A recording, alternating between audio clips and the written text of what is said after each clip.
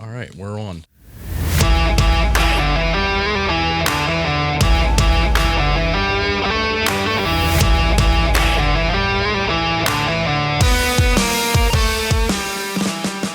Aaron, what's up, dude? Oh, not too much. What's up, Dustin? How you doing? Awesome. Well, I monkeyed around with this thing for about 20 minutes with Google and everything else trying to get it to record, and it looks like it's recording. And I should probably turn that off, right? Probably. It's been a long time since you and I have hung out, and I think it's going to be cool to sit down and kind of BS on a recorded podcast, right?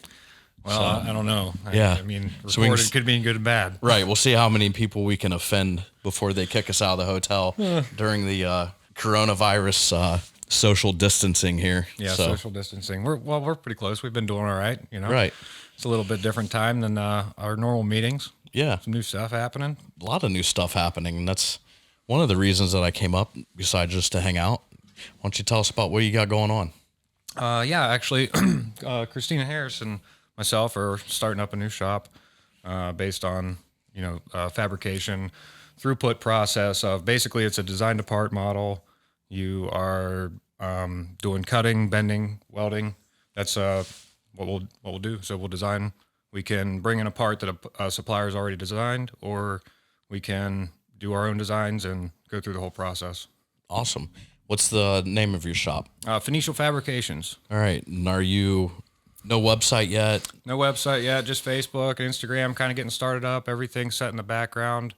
Doing some small jobs on the side just to keep things moving a little bit as we bring equipment in the shop. Yeah, and kind of prove it out.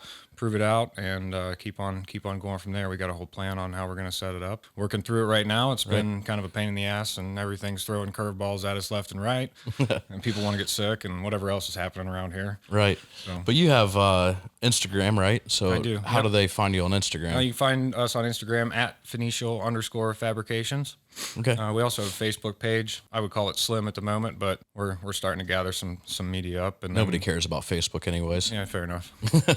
No, everything. The big thing is Instagram and LinkedIn right now. So yep. Yeah, we want to get our presence up on LinkedIn too. So we just, we're in the process of, there's content gathering. We're not to the point where we can flood it and have stuff for you every day, and it's awesome stuff. But I think even as the first few machines are coming in the building here, and especially as we get started on what will be our first, production intent part run, it's pretty exciting stuff, and I think we'll be moving along just fine. No, it's super exciting. I'm glad that I got to come up and just see the beginning of it all. So a little later today, we'll turn some stuff on and see if it'll bend and cut. Yep. The basics, right? Yeah, pretty much. You got to get power in the building before you can make parts. Right.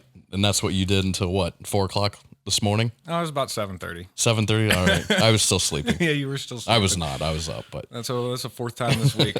So if I'm a little loopy on here, forgive me. I'm probably running on about 6 hours of sleep. So no, but that's the fun thing. We started this podcast with kind of a funny name, MFGMonkey, right? Yeah. So we want some humor at it, nothing too awfully serious. And the people that we have coming on all have good personalities and humor, and we can talk about some serious stuff and not so serious stuff. And there's enough super serious podcasts out there. So. Oh yeah, I mean, what's life if you're going to be out there being serious all the time in the manufacturing world? Yeah, that'd be boring, wouldn't it? Exactly.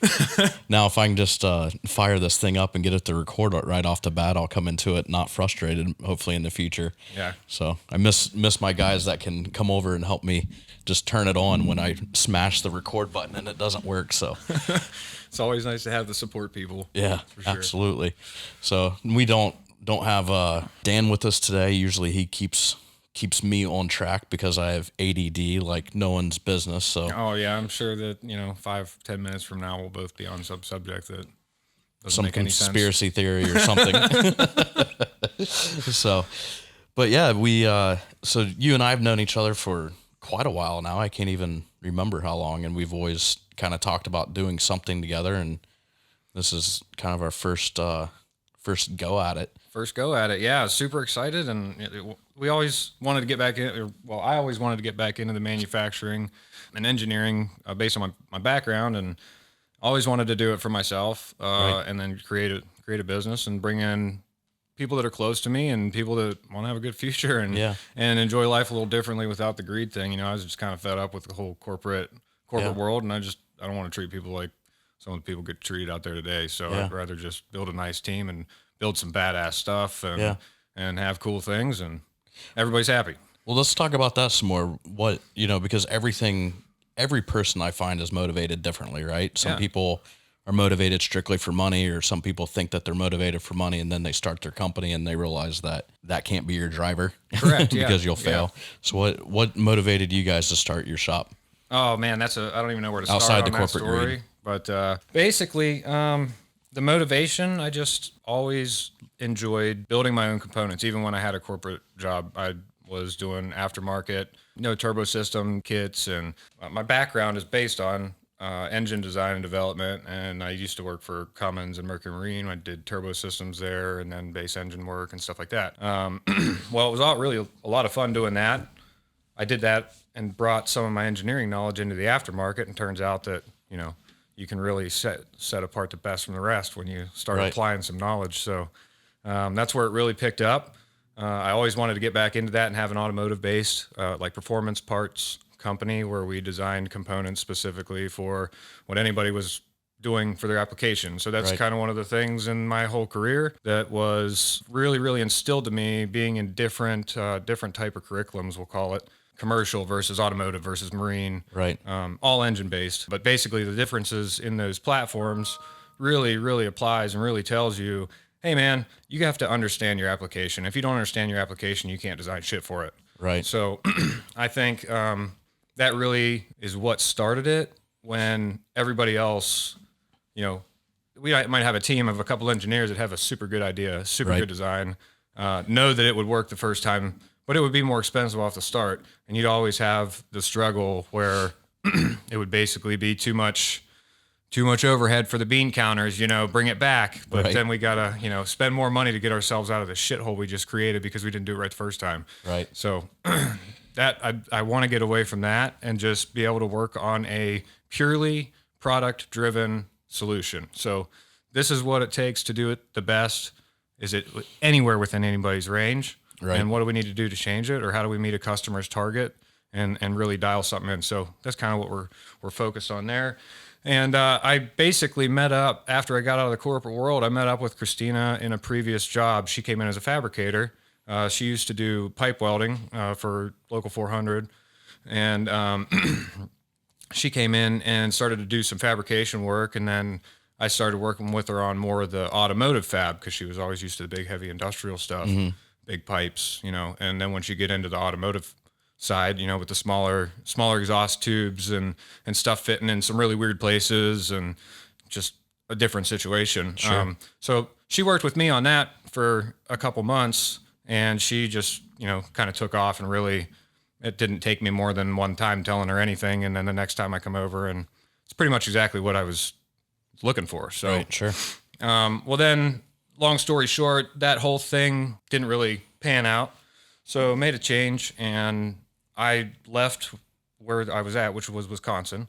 Left where I was at, went back, and was really, really driven to try to build my own business. And we stayed in touch. And over the next couple years, I created another business, actually, doing trucking. I decided to, so I went from engineering and then just did some manual labor to get my head straight. Like, man, what do I want to do? Sure. Where do I want to go? How do I want to do this? How can I do this? And I had property in Ohio, so I was like, well, let's just start there. Right. We went back, cleared a ton of land, 7 acres of land. I had my buddies come over. Luckily, I know people that have equipment companies and paving companies and stuff like that. So I had big excavators coming over and a couple buddies, and we had a plan. And we went over there and just we were taking out like 50 massive trees a day.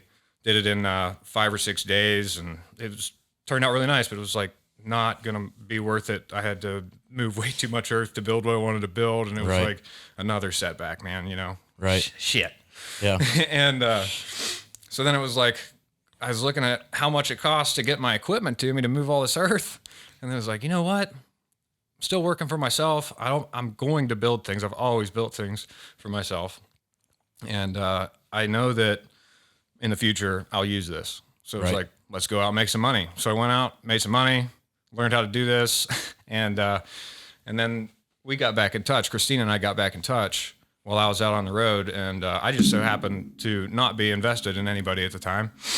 And we reconnected, and she realized that because when I met her at first, I was. Yeah. And we did really good at not really showing interest in any. I mean, we were very, very professional around each other, so I didn't ever really have that feeling or idea around her. Like, we just had a professional working relationship. Sure. So then once we hooked back up and she found out that I was single, the first thing she's like, "I like your butt," you know, just said the goofiest thing on the planet to me, but it was hilarious, made me laugh. And then we started talking, and I'm not kidding you. We have not missed a single day. Yeah. So the only person I've ever been with that I've talked to every single day and wanted to talk to every single day. So then we decided to have some conversations about this and just went straight into it. And we found, after looking for a couple months, found a really nice brand new building that we could rent out. Nice.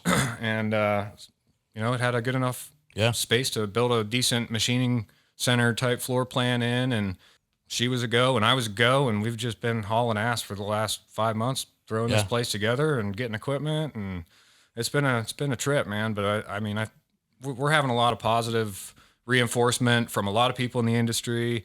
Things are just starting to change. It's starting to look real good. You came back in, and then we reconnected and said, "Hey, man, it's time." Like, yeah, let's do it. We finally got something. I can work with you, and you can work with me, and we've always wanted to do that. So that's kind of the long short of how the hell we got here.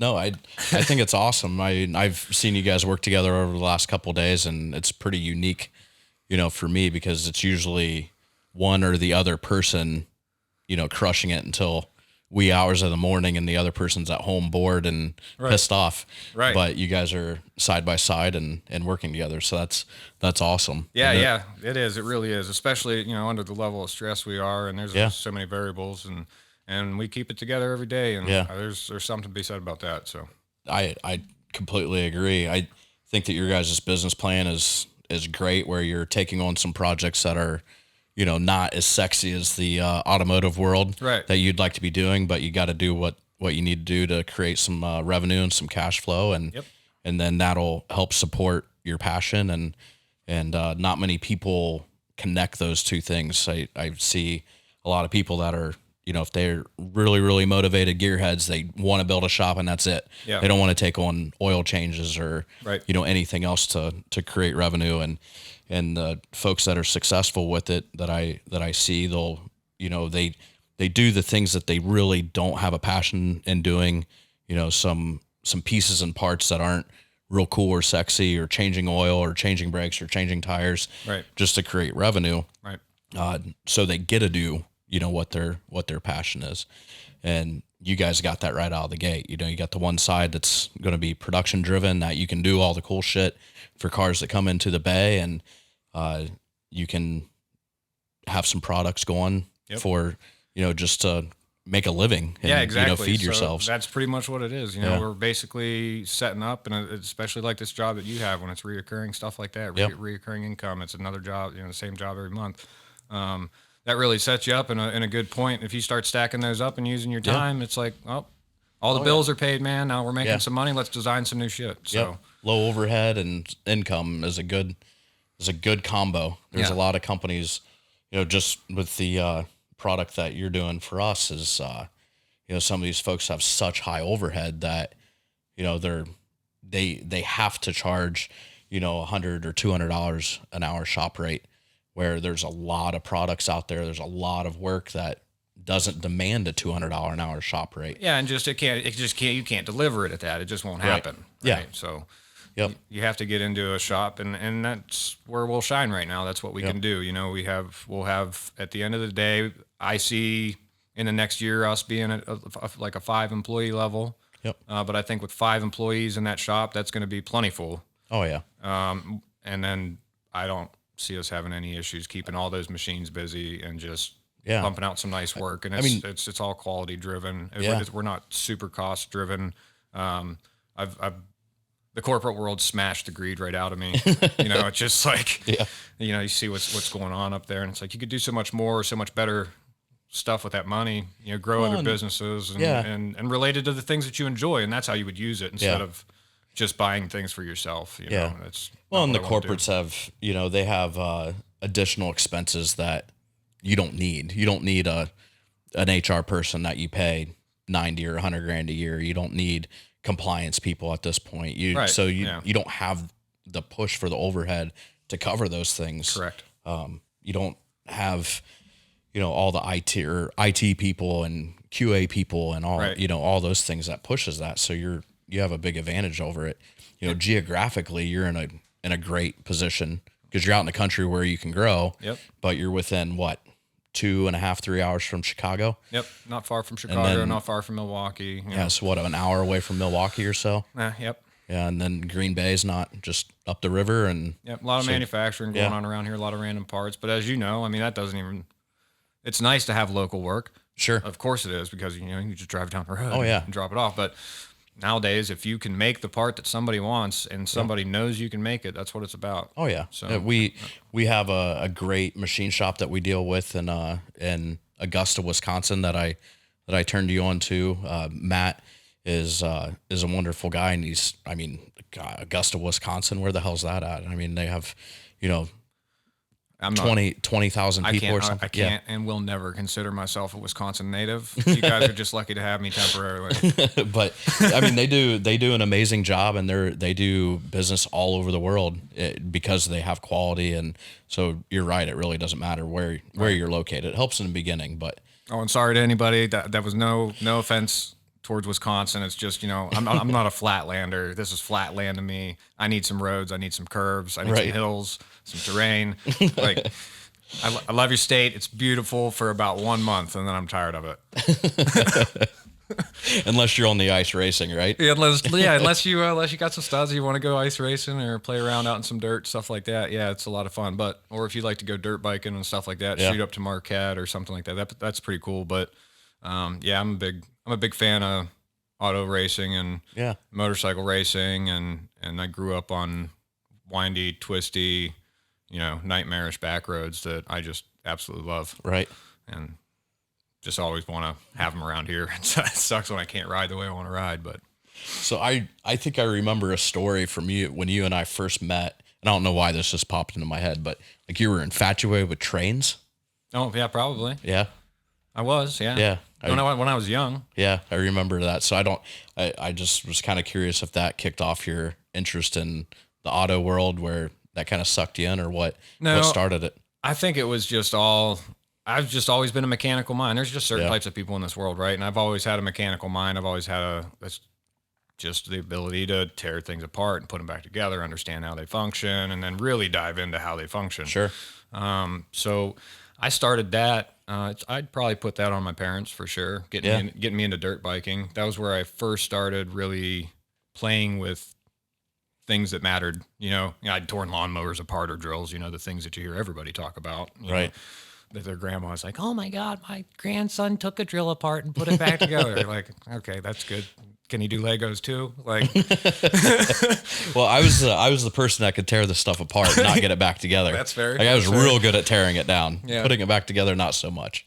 No, that's fair. But you have a photographic memory where, like, just the wiring. I was blown away yesterday watching you do the wiring. I'm like, how the hell did you know how to do this? And you're like, I read a book 37 times and memorized it. And I'm like, okay, I'll be in here sending emails. Yeah. That's a little bit of an exaggeration. It was like 32, but. But yeah. Yeah, if you guys are looking for a good read, roll yourself right on down through the NEC electrical code. Right. It takes a special person to read that once. Yeah. Let alone oh my God. read it over and over and memorize it. Mm-hmm. So yeah. Oh yeah. By the way, it's 800 pages long, and you got to refer to section 1 from section 20.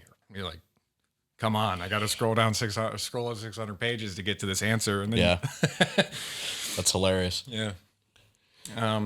But yeah, I think the mechanical side of things, I've just always, trains were big and heavy and made loud noises and puffed smoke, and I was the kid that was just in awe over that stuff. I mean, my dad, when I was young, you could hear it. The trains were down in they ran down in the valleys, and we lived up on top of the hill, and there were 6 stops or 6 railroad crossings in a range between these 2 roads. Okay. So depending on which way it was coming from, if you heard the horn at one side, you could shoot down the other direction and catch the train, Right. and vice versa. So my dad, being the awesome guy that he was, he knew I loved trains, and he'd hear one. He'd be clear down over the hill. He'd hear one, and he'd yell out to me. He'd be like, "Train!" And I'd be like, "Let's go!" And I'd jump in the truck, and he'd take me down, and we'd sit on top of the bridge and watch these old steam locomotives just come barreling down through the valleys. And I was just always fascinated with that stuff. And then I got into the dirt bikes, and I started tearing them apart. And then I started making them faster. And then I started really trying to figure out how to make them faster, better than, or just outside of the standard bolt-on type stuff. You know? And it just took off from there. Then I got into cars, and I couldn't leave any car that I didn't care what it was. I just couldn't leave it alone. And truck, nothing I've ever owned has not been touched. It's just the way I've always been. So that's awesome. I would like, I have to hire you or somebody like you to do it, because my mechanical ability ends up changing oil or brakes and putting air in a tire. Oh, but you know what? At least you got that going for you. Right. Yeah. Oh, shoot. A little self-deprivation here, but it is what it is at this point in my life, right? Yeah, right. So, hey, not everybody can do everything. No. But yeah, there's plenty of things I can't do, that's for sure. There's plenty of handoffs that, I'll tell you one right now, writing code. I can't do that either. You could be really, really good at designing and modeling. You could be really, really good at coming up to do whatever you want by writing code, pretty much. Yeah. And I just hate it. And I've literally said that. I will never be that guy that becomes this overnight sensation or rich or anything because I developed some badass app or because I've done something in the technology world from that perspective. Like, that is just not what my brain wants to look at ever. Yeah, me either. Me either. I'd like to look at material things, and that's just I know my skill sets and my functionalities, and I can focus on that. And like you said, the things that I understand I understand what people are doing with a lot of things, but I don't want to do them, and I don't want to learn the intricate details of exactly making all that stuff function perfectly. Right. So that's why there's other people out there that can do it. But that's the cool part about building a team, because you put people around you that are really good at the things that you're not. That's the key. Which for me, it's most everything. So I'll have a really good idea. Come on. But I have to have somebody else execute those ideas. Like, I'm like, oh shit, this is awesome. Yep. I'm like, all right, I don't know how to do it. Who do I know that can do it, or try and find them? So but that's the fun part for me, is building teams, just like you're doing right now, is just finding people that are, really good at other things that you're not. And then when all that comes together, it just starts to function. Yeah. It starts clicking, and everyone's having fun. And, people have kind of cracked on me just in the 4 or 5 episodes that we've done, because I'll say awesome or fun a lot. Yeah. And I'm like, but it is like, I'm a pretty simple person. Like, I don't know any other acronyms or synonyms for, fun and awesome. So I'm just going to use the hell out of them. Yeah. But I think basically is mine. I use basically a lot. Yeah. I don't understand where that word came from, but it's there now. Yeah. No, but as you guys grow, we will absolutely be supporting you and pushing you out. I think we have touched, oh my God, over the decade, I think we have 15,000 people in our database that we've done something for, even if it's a quote, or we've talked to them, or they've reached out to us, or we've met them at a trade show or something. And that's kind of what we bring to the table for manufacturers, is just our database and networking and doing podcasts like this. And, this kind of started out of kind of a necessary evil kind of a thing, because I hate writing. And nobody wants to blog, or I don't want to blog. I don't either. So I can talk, right? Not real well, but I can talk. And, we can do this all day, and I'm sure we'll get together again, or jump on a phone call and for sure. Do something, get some updates. Later today, we're going to go back, and you're going to work on, bending some parts and cutting some metal, and we'll get some cool video to do some video with Luke from CCAD, Columbus College of Art and Design, one of our interns. Oh, very cool. He crushes it, and he kind of a different breed of an animal, being at an art institute. He reminds me of like a country boy at an art institute type of dude. Okay. You know? Yeah. I mean, it's way different. It's just a little odd, you know. You gotta think about it for a second. Yeah. Yeah, but it's you know, But it fits. It works. it's like my daughter. She'll go to CCAD. She's your typical artist that you see at an art institute. I mean, and she's like that stereotype. And then you look at Luke, and you're like boots and jeans and a holy T-shirt. Like, shouldn't you be at a rodeo? Right. You know. Right. But he's crazy smart and has done some awesome videos for us and that. So it'll Very cool. Hopefully we'll I get take to some meet him. pictures. Yeah, absolutely. So. But yeah, I'm really excited to see how this turns out too. I mean, you know, we have a pretty good relationship, and things are fun. We joke, Yeah. we can do whatever, get along, and then you know what the capabilities are. That's what's really cool about what you do is you know, you're going to keep track as my capabilities expand. Yeah. That's just one, it's going to open up your mind to the stuff you already have, and then two, it's going to maybe open up your mind to something that you couldn't do before. So Sure.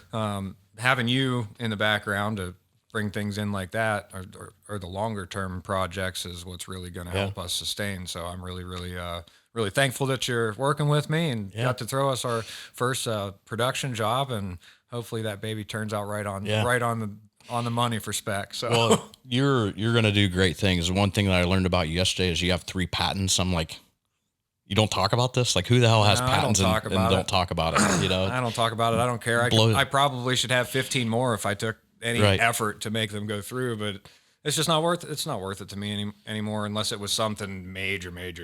Yeah. You know, it's just so expensive, and it's. But what I think it is worth is people see that inside of what you're capable of. Oh, I see. And there's so many people, you know, like you. I have a buddy, and he's been a customer for years, and he's a mechanical engineer, and he has like 15 patents. And I'm like, Perry, you don't talk about this? He's like, no. Because his response is your response. He's like, well, it doesn't matter. Yeah, It doesn't. Who cares? Make all And I'm kinds like, of cool shit all the it's time. like the coolest freaking thing I've ever heard of. Is like you have a patent. Like that's.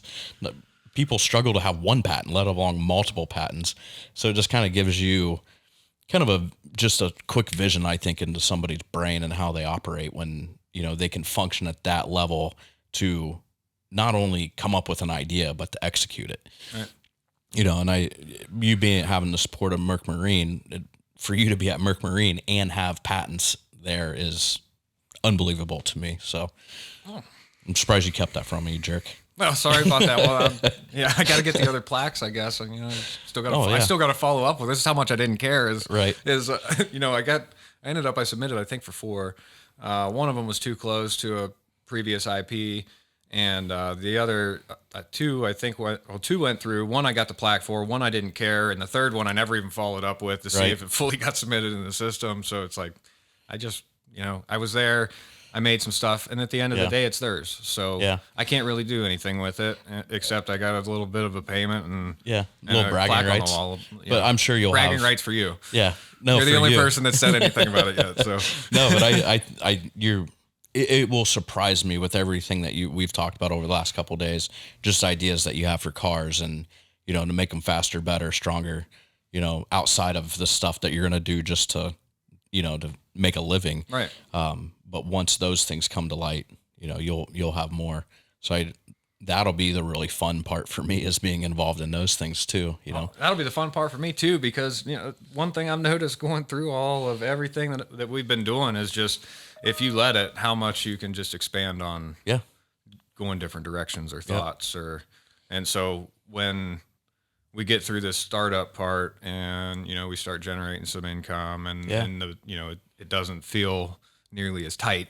Yeah. You know, I'm excited to see how both of us even grow better after that and really start putting some ideas to the pavement. I mean, I have myself just probably 15 different components that have been sitting in my computer right now that I've been just waiting for machines to pump these things out and get them out on vehicles or prove them out and show off or whatever.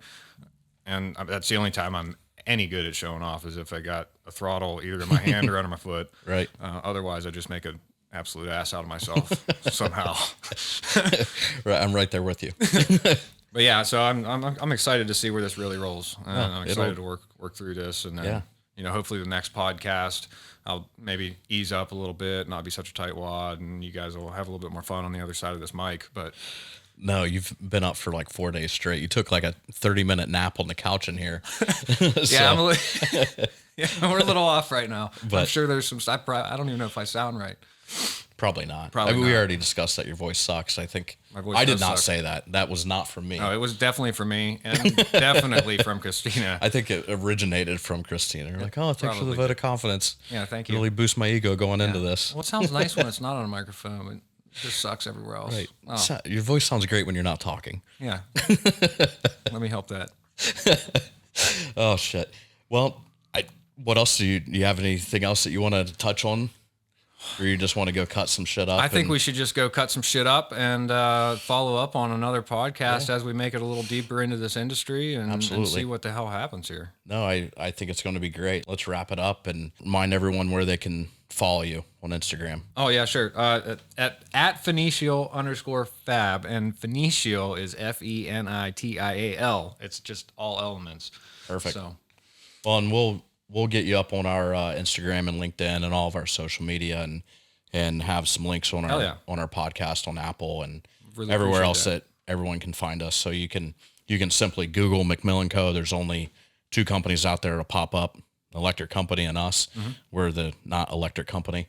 makes sense. Yeah, or search MFGMonkey on podcast and give us a follow. Call us. We always ask people to give us feedback. So go to our website, McMillanCo.mfg.com, and email us, reach out, tell us what you want to hear about next, ask questions for Aaron, and we can forward those on and give us some talking points for next time. That sounds absolutely awesome. And we will, by the next time, have some more information for you guys to share as far as getting everything set up. And, we're just not to the point where it matters to have a website. So, no, it's just one of those things. So perfectly we're just fine. not there yet. Yeah.